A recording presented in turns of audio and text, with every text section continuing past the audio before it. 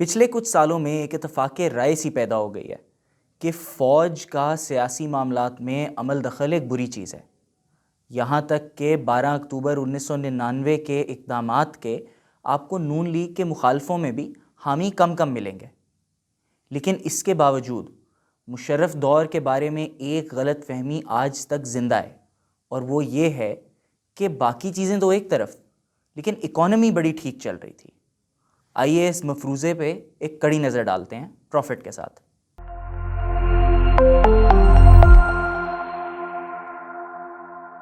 1999 میں جب مشرف صاحب نے حکومت سنبھالی تو ملک شدید معاشی بدحالی کا شکار تھا، اور جب 2008 کے اندر ان کو اقتدار سے نکالا گیا تب بھی ایک شدید قسم کی اکنامک کرائسس کا سامنا تھا۔ سوال یہ ہے کہ اس کے بیچ والے ٹائم میں جو اکنامک بوم آیا اس کے پیچھے کہانی کیا ہے، اور ہم یہاں سے لے کے یہاں تک اور پھر ایک بار پھر یہاں کیسے پہنچے۔ اب جب جنرل مشرف نے 1999 میں کو کیا تو اس وقت پاکستان کی اکانومی 90 کی دہائی سے مار کھا چکی ہوئی تھی، اور اس کے اوپر ایٹمی دھماکوں کی وجہ سے ہمارے اوپر سینکشنز بھی لگ گئے ہوئے تھے۔ آپ اس بات سے اندازہ لگائیں کہ ملک کا 70% ریونیو ڈیٹ سروسنگ یعنی کہ ہمارے قرضے واپس کرنے پہ جا رہا تھا، اور ایکسپورٹ صرف 5 ارب کے آس پاس تھے، اور یہ بھی آج کی طرح ایک ایسا وقت تھا جب ملک ڈیفالٹ کے بہت ہی قریب تھا۔ طاقت میں آنے کے بعد مشرف صاحب کے پہلے اقدامات میں سے ایک اپنی اکنامک ٹیم کو تشکیل دینا تھا۔ اب اس کے اندر انہوں نے شوکت عزیز جیسے بینکرز اور ڈاکٹر عشرت حسین جیسے ڈیولپمنٹل اکانومسٹ کو فائنانس منسٹر اور اسٹیٹ بینک کے گورنر کے عہدوں پہ لگایا۔ اب ان اکنامک مینیجرز کا یہ فیصلہ تھا کہ ملک کی اکانومی کو بچانے کے لیے اس کے اندر ایکٹیویٹی آنی چاہیے اور پیسوں کو پمپ کرنا چاہیے۔ اس لیے انہوں نے شرائح سود بہت کم کر دی تاکہ لوگ بینکوں سے قرضہ لیں اور کاروبار کریں، اور اس سے ان ایمپلائمنٹ بھی کم ہو اور اس کے علاوہ اکنامک ایکٹیویٹی جنریٹ ہو۔ ان اقدامات کے باوجود شروعات کافی سلو تھی، پاکستان پر ابھی بھی سینکشنز لگے ہوئے تھے اور اکانومی کو خاص گروتھ کی طرف نہیں جا رہی تھی۔ مگر پھر ہوا 9/11۔ 2001 میں ورلڈ ٹریڈ سینٹرز گرنے کے بعد پاکستان نے امریکہ کو وار آن ٹیرر میں جوائن کر لیا۔ اس کے ساتھ ساتھ ملٹری ایڈ بھی آئی، ڈالر بھی فلو کرنا شروع کر گئے، اور بہت سی اور چیزیں انٹرنیشنل سٹیج پر پاکستان کے لیے آسان ہو گئیں۔ مثال کے طور پر 2002 سے لے کے 2006 کے بیچ میں پیرس کلب نے پاکستان کو ڈیٹ ریلیف دیا، جس کا مطلب تھا کہ حکومت کو اب قرضے جھکانے پر اتنے پیسے نہیں خرچنے پڑ رہے۔ اس کے علاوہ پاکستان نے ایک بہت آسان شرائط والا IMF پروگرام بھی مکمل کیا۔ اکانومی جو ہے $144 بلین تک گرو کر گئی، اور اس کے علاوہ پاکستان کے فارن ایکسچینج ریزروز جو کہ آج 2023 میں $3 ارب کے آس پاس منڈلا رہے ہیں، اس زمانے میں ایک سال کے اندر اندر $4 ارب سے انکریز کر گئے۔ آپ اس کا اس طرح سے اندازہ لگائیں کہ یہ بالکل اس کے مترادف ہے جیسے 2023 میں پاکستان کے پاس ایک دم سے کو $12 ارب کے آس پاس فارن ایکسچینج ریزروز آ جائیں۔ اب چونکہ پاکستان میں ڈالر بھی آ رہے تھے اور ساتھ ساتھ میں مشرف صاحب کی حکومت نے شرائح سود بہت لو رکھی ہوئی تھی، تو لوگوں نے بینکوں سے پیسہ بھی زیادہ لینا شروع کر دیا، اس حد تک کہ قرض لینے والے افراد 11 لاکھ سے 55 لاکھ تک بڑھ گئے، اور یہاں سے اکنامک ایکٹیویٹی کو بھی کافی فائدہ ہوا۔ اس کے اندر لوگوں نے بزنسز سیٹ اپ کرنا شروع کیے، اور ان ایمپلائمنٹ کا مسئلہ بھی کافی حد تک بہت نیچے چلا گیا۔ یہ ایک ایسا وقت تھا جس میں پاکستان کے اندر تقریباً $10 ارب ایڈ میں آ رہے تھے، اور اس وقت کے اندر ہمیں اپنی اکانومی کے اسٹرکچرل مسائل کو اٹینشن دینی چاہیے تھی۔ اس کے بجائے ہم نے ایک کنزمپشن لیڈ گروتھ دیکھی، جس کے اندر اربن پاکستان نے بہت پارٹی بھی کی، بہت پیسہ بھی بنایا اور بہت خوشحالی بھی دیکھی۔ مگر مسئلہ یہ تھا کہ ایون دو ہم 8% اکنامک گروتھ ریٹ پہ چلے گئے، ایشیا کی 4 بڑی اکانومیز میں ہمارا شمار ہونا شروع ہو گیا، آہستہ آہستہ اکانومی اوور ہیٹ ہونا شروع ہو گئی، اور اس کا پہلا ایگزامپل ہمیں ملتا ہے 2005 کے اندر۔ اب یہ وافر پیسہ آ تو رہا تھا، مگر اس کے باوجود ہماری لیبر ابزارپشن بھی لو تھی، اور ہمارے ایکسپورٹس GDP کے مقابلے میں باقاعدہ گر رہے تھے۔ اس کا یہ مطلب تھا کہ ہم پیسے خرچی جا رہے تھے اور اپنے اوپر کچھ لگانے پہ یا کچھ بنانے پہ نہیں استعمال کر رہے تھے۔ مگر ابھی بھی 2005 تک حالات اتنے خراب نہیں ہوئے تھے۔ جو پاکستان کا بجٹ تھا اس کے اندر اصولاً ٹیکسز زیادہ بڑھنے چاہیے تھے، شرائح سود کو بڑھایا جانا چاہیے تھا، اور ایک اوور ہیٹ ہوتی ہوئی اکانومی کو کول ڈاؤن کرنے کی ایفرٹ کرنی چاہیے تھی۔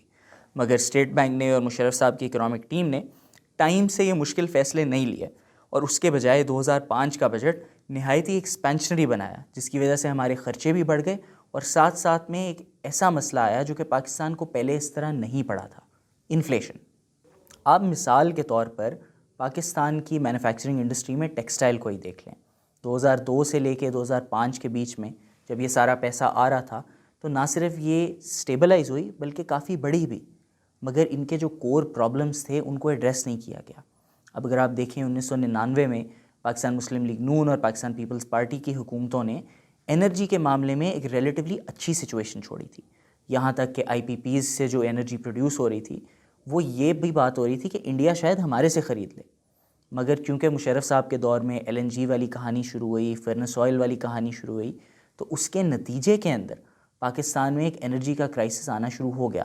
اب چونکہ آپ کے پاس بجلی نہیں تھی، نہ آپ وہ کسانوں کو دے سکتے تھے کہ وہ اپنے ٹیوب ویل چلائیں، اپنی مشینیں چلائیں، اور نہ آپ ٹیکسٹائل انڈسٹری کو دے سکتے تھے کہ وہ اپنی مشینیں اور اپنے کاروبار کو اور ایفیشینٹ بنا لیں. اس کی وجہ سے جو ہمیں ایک موقع تھا کہ ہم چند فیلڈز میں اپنے ایکسپورٹس کو انکریز کریں اور ہمارے پاس ایک ایسا پروڈکٹ ہو جو کہ ہم مشکل حالات میں بھی دنیا کو بیچ سکیں، وہ ہم گوا بیٹھے. اصولاً ہونا تو یہ چاہیے تھا کہ ہمارے ایگریکلچر سیکٹر میں ریسرچ اور ڈیولپمنٹ کی جائے اور ہمارے نہایت ہی آؤٹ ڈیٹڈ نیشنل گرڈ کو ماڈرنائز کیا جائے، جس سے ان دونوں انڈسٹریز کو اور ملک کی اور انڈسٹریز کو بھی بہت سا فائدہ پہنچتا. مگر اس کے بجائے ہم ان پیسوں کو امپورٹس پہ خرچتے گئے اور خرچتے گئے جب تک حالات پھر سے خراب نہیں ہو گئے. اس سارے وقت میں ایک اور بڑا مسئلہ تھا ڈالر کی قیمت کو زبردستی 60 روپے پہ سیٹ رکھنا. جی ہاں، ڈار صاحب سے پہلے بھی مشرف صاحب کی اکنامک ٹیم نے ڈارنامکس پریکٹس کی تھی. اب چونکہ انہوں نے ڈالر کے ریٹ کو اس پہ رکھا تھا تو ہمارے ایکسپورٹس بھی زیادہ نہیں بڑھ رہے تھے اور اس کی وجہ سے ایونچولی یہ جو ایک ببل بنا تھا وہ برسٹ کر گیا. اب اگر دیکھا جائے مشرف صاحب کے دور کے اندر کچھ کامیابیاں بھی ہوئی تھیں. اس کے اندر سب سے بڑی شاید یہ ہے کہ بینکنگ سیکٹر کو پرائیویٹائز کیا گیا تھا، جس کے نتیجے میں نان پرفارمنگ لونز پاکستان کے 26% سے 11% تک آ گئے تھے. اس کے علاوہ آپ دیکھیں نادرا جیسا ایک بڑا اور لاسٹنگ انسٹیٹیوٹ بھی اسٹیبلش کیا گیا جو کہ آج تک نہ صرف کامیاب ہے بلکہ بہت زیادہ اور چیزوں میں جیسے کہ BISP ہو گیا یا کوئی احساس پروگرام ہو گیا اس میں بھی بہت فائدہ دے رہا ہے. یہ ہمیں دکھاتا ہے کہ جن چیزوں میں ریفارم کیا جا سکتا تھا اس میں پاسبل تھا اور کیا بھی گیا. مگر جہاں تک میکرو اکانومی کا سوال ہے وہاں پر مشرف صاحب کی اکنامک ٹیم نے کھلے آنے والے پیسے کو کھلا ڈھلا خرچا، اور ایک ایسا وقت جہاں پہ ہمیں اس پیسے کو استعمال کرنا چاہیے تھا اپنی چیزیں بنانے کے لیے، اپنی چیزیں ایکسپورٹ کرنے کے لیے، ہم کنزمپشن لیڈ گروتھ سے خوش ہو گئے اور آج تک اسی زمانے کو یاد کر کے خوش ہوتے رہتے ہیں. ٹھیک وقت پر مشکل فیصلے کرنا کوئی آسان کام نہیں ہوتا. آپ اسی چیز سے دیکھ لیں کہ 2005 کے جس بجٹ کی ہم نے بات کی اس کے اندر اصولاً ریئل اسٹیٹ پہ زیادہ ٹیکسز بڑھائے جانے چاہیے تھے، مگر یہ کرنے کے باوجود پراپرٹی پہ ٹیکسز لو رہے اور اس کی وجہ سے پاکستان میں پہلی دفعہ پراپرٹی میں فائلوں کا نظام شروع ہو گیا جو کہ آج تک ہمیں اندر سے کھا رہا ہے. لوگوں کے پیسے زمین میں ٹائی اپ ہو گئے، ٹھیک جگہ پہ انویسٹ نہیں ہوئے اور اس کے رزلٹ میں بہت زیادہ اکنامک مسائل کا سامنا کرنا پڑ رہا ہے. ویسے تو آج بھی بہت سے لوگ مشرف صاحب کے دور کو اچھے الفاظ میں یاد رکھتے ہیں، کہتے ہیں کہ میڈیا آزاد تھا، کہتے ہیں کہ معاشرے کے حالات بہتر تھے اور کہتے ہیں کہ ہاں اکانومی کے حالات بھی کافی بہتر تھے.